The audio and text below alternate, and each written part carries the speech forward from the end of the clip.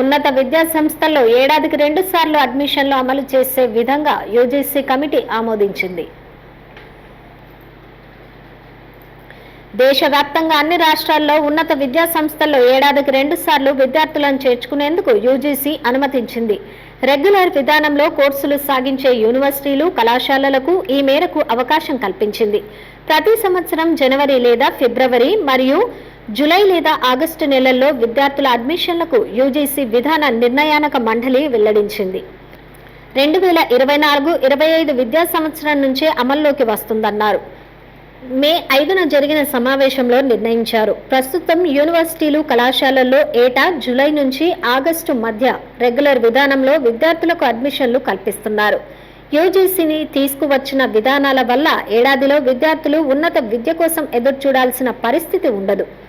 ఈ విధానం విద్యార్థులకు ఒక వరంగా ఉంటుందని పలువురు హర్షం వ్యక్తం చేస్తున్నారు.